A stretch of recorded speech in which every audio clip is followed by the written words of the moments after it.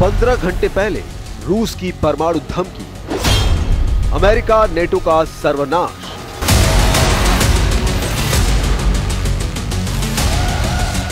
शायद पूरी दुनिया में रूस ही इकलौता ऐसा देश है जो अमेरिका, यूरोप और नेटो देशों को सीधे तबाह करने की धमकी दे सकता है। राष्ट्रपति पुतिन के बेहद करीबी और रूस के विदेश मंत्री सर्गेई लावरोव ने चेतावनी के साथ परमाणु युद्ध की धमकी देते हुए कहा है कि रूस से जंग करने वाले देश समझ लें, बहुत जल्द परमाणु विनाश वाला तीसरा विश्व युद्ध शुरू हो जाएगा और इसमें रूस से जंग करने वाले देश तबाह हो जाएंगे। यूक्रेन को लगभग 4 साल से रूस रौंद रहा है, लेकिन अब जिस तरह से रूस की तरफ से तीसरे विश्व युद्ध की परमाणु धमकी दी गई है, उसने अमेरिका, ब्रिटेन, फ्रांस और जर्मनी को बेहद गंभीर चुनौती दे दी है। रूस को अब पूरी तरह से यकीन हो चुका है कि राष्ट्रपति ट्रंप यूक्रेन और नेटो के कंधे पर बंदूक रखकर रूस को तबाह करने का प्लान बना रहे हैं। द नीदरलैंड्स के द हेग में हुई नेटो समिट में जिस तरह से रूस को हराने के लिए 5% का बारूदी प्लान बना है, उसने रूस को सर्वनाश युद्ध के लिए मजबूर कर दिया है। हम आपको दिखाने जा रहे हैं कि जिस वक्त अमेरिका इजराइल को ईरान से जंग जिताने में जुटा था, उस वक्त पुतिन पूरे यूक्रेन पर कब्जा करने का आदेश दे चुके हैं। यहाँ तक कि पुतिन ने रूस के कट्टर दुश्मन जर्मनी पर हमले शुरू करा दिए हैं। रूस की जासूसी एजेंसी KGB ने जर्मनी में घुसकर हमले किए हैं। ऐसे दावे किए गए हैं कि अब ऐसे हालात में परमाणु युद्ध होकर रहेगा, ये कहना गलत नहीं होगा। अब जरा देखिए रूस ने अचानक खुलेआम इतनी भयानक धमकी क्यों दी है। पुतिन के मंत्री की परमाणु धमकी, एटम बम से सर्वनाश युद्ध।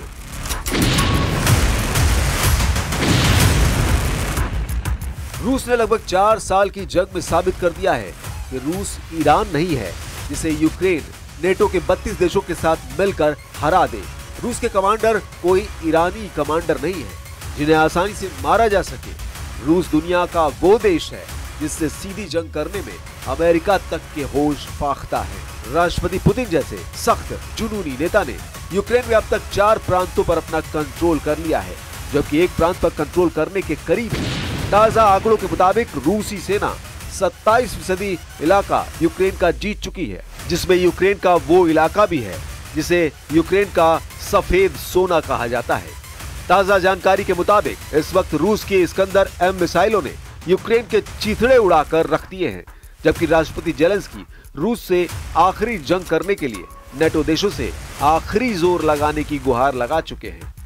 नेटो समिट के दौरान जेलेंस्की और ट्रंप की 50 मिनट की मीटिंग और नेटो के 32 देशों ने जिस तरह से रूस से अगले 10 साल तक जंग करने की तैयारियां शुरू की है, उसने रूस को परमाणु युद्ध के लिए मजबूर करना शुरू कर दिया है। रूस के विदेश मंत्री सर्गेई लावरोव ने एटम बम से तीसरे विश्व युद्ध को लेकर जो प्रलयकारी चेतावनी दी है, जरा उससे भी जान लीजिए।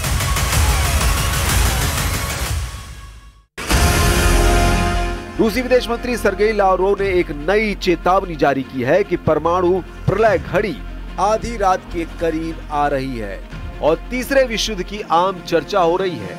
लावरोव ने दावा किया कि रूस ऐसी परमाणु तबाही से बचने के लिए काम कर रहा है और राष्ट्रपति डोनाल्ड ट्रंप की सामान्य बुद्धि की इसलिए प्रशंसा कर रहा है ताकि अमेरिका और नेटो परमाणु तबाही से बच सके। रूस की सरकारी तास समाचार एजेंसी के अनुसार तुर्कमेनिस्तान के विदेश मंत्रालय में एक भाषण में लावरोव ने कहा, वैश्विक सुरक्षा शायद आज सबसे महत्वपूर्ण मुद्दा है, खासकर जब कुख्यात परमाणु प्रलय घड़ी आधी रात की ओर बढ़ रही है।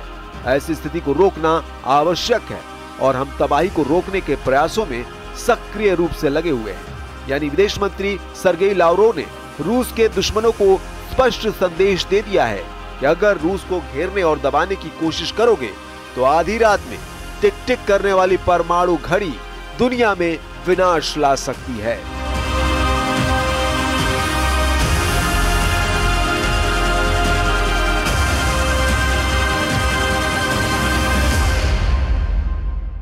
Потому что в нашей ядерной доктрине, и здравый смысл, и практика наших действий всегда говорит о том, что мы всегда отвечаем на все угрозы, которые нам создают, зеркально. रूस का दुश्मन नंबर 1 कौन?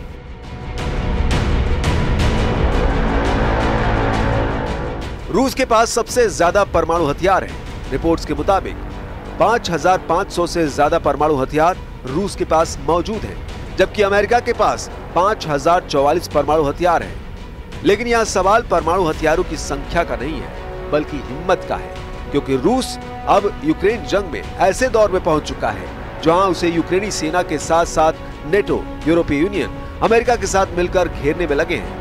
ऐसी स्थिति में पूरी संभावना है कि अगर रूस को लगा उसका वजूद खतरे में है, तो वो अपने दुश्मनों पर परमाणु हमला करने में जरा भी नहीं चूकेगा। रूसी जनता यूक्रेन के अलावा 3 देशों को अपना कट्टर दुश्मन मानती है।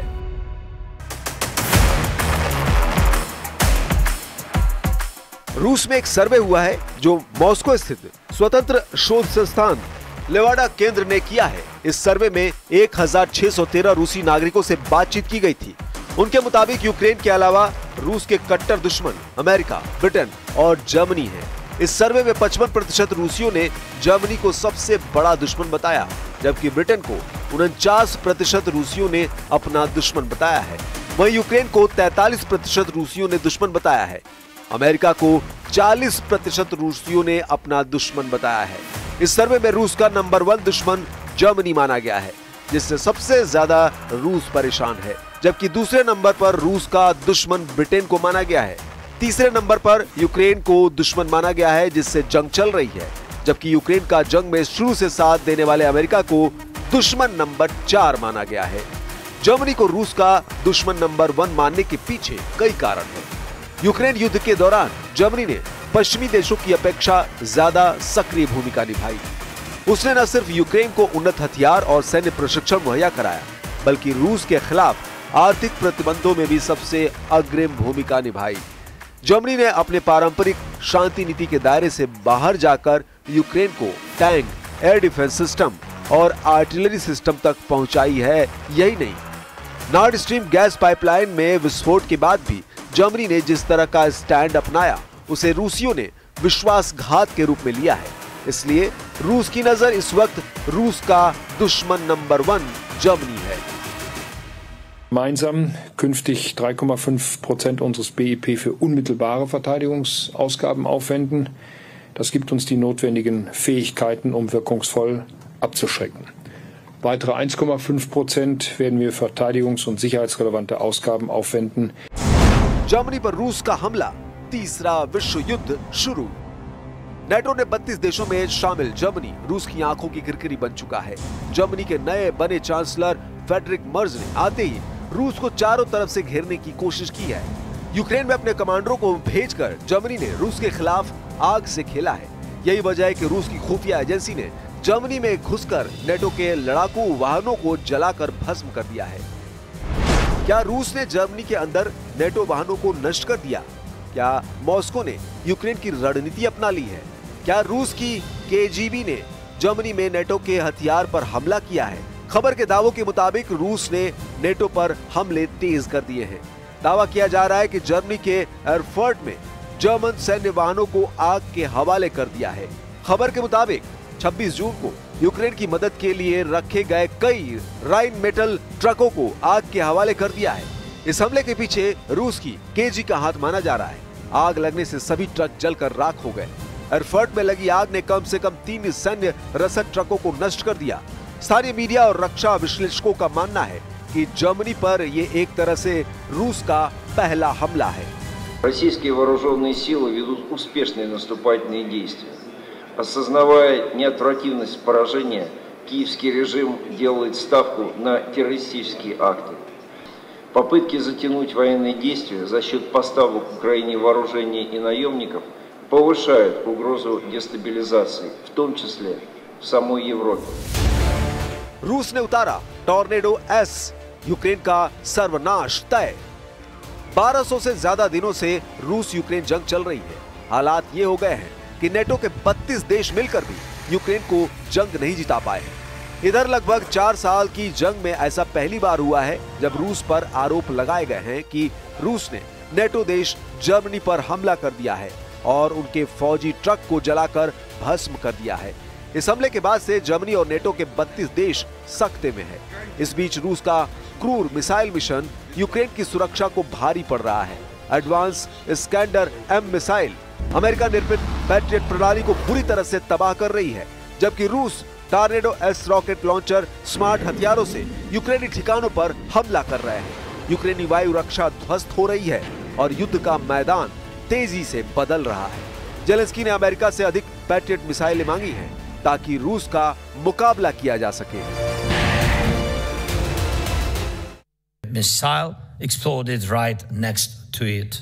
One way or another, life itself is the main target of these attacks. Each one showing the true nature of Putin's war. Ukraine पर 27% कब्जा, 73% हारेंगे जेलेंस्की।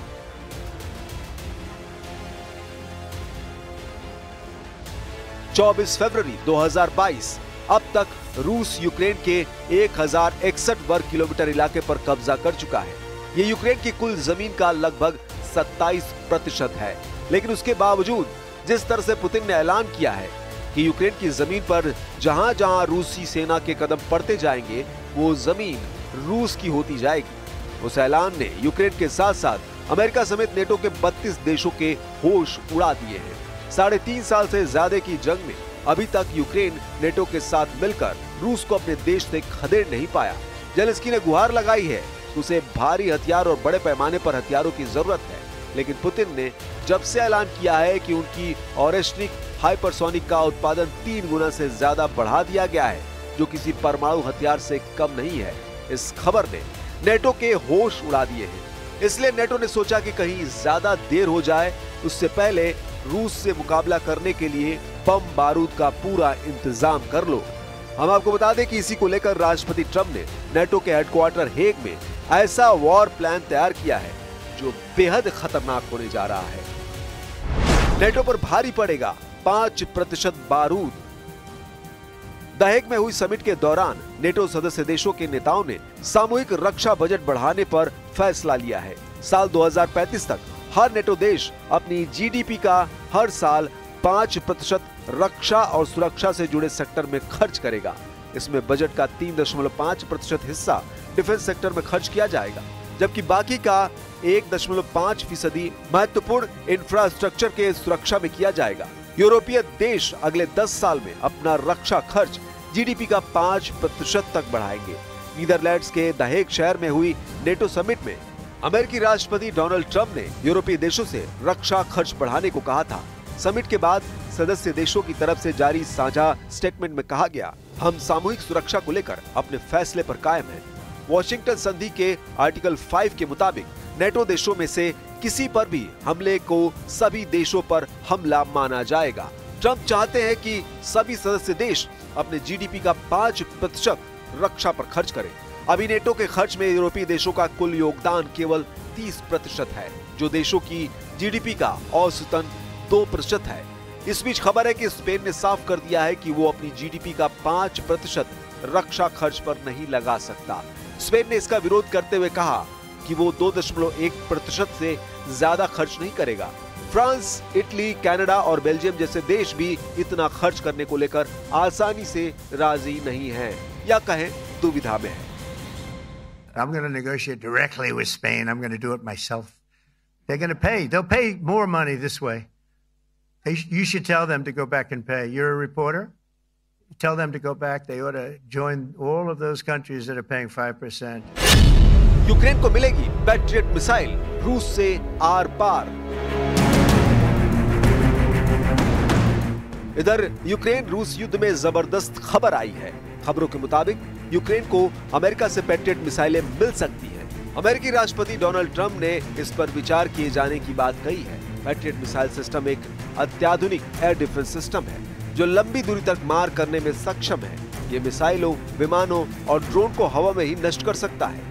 यूक्रेन के राष्ट्रपति व्लादिमीर जेलेंस्की लंबे समय से पैट्रियट मिसाइलों की मांग कर रहे हैं। यदि यूक्रेन को ये मिसाइलें मिलती हैं, तो इससे रूस के लिए युद्ध में मुश्किलें बढ़ सकती हैं। हाल ही में यूक्रेन ने रूस के कई महत्वपूर्ण ठिकानों पर हमले किए हैं, जिसमें क्रीमिया के एक एयरबेस और नेवल बेस को भी निशाना बनाया गया। इन हमलों में यूक्रेन ने अपने ड्रोन और नेपच्यून मिसाइलों का इस्तेमाल किया, लेकिन द हेग में जेलेंस्की और ट्रंप की 50 मिनट की मीटिंग के बाद ट्रंप ने पैट्रियट मिसाइल यूक्रेन को देने का मन बना लिया है, ऐसी खबरें हैं। लेकिन इधर जिस तरह से रूस की तरफ से परमाणु जंग की धमकी दी गई है, तो ऐसे हालात में यूक्रेन और नेटो को कोई हथियार बचा नहीं पाएगा।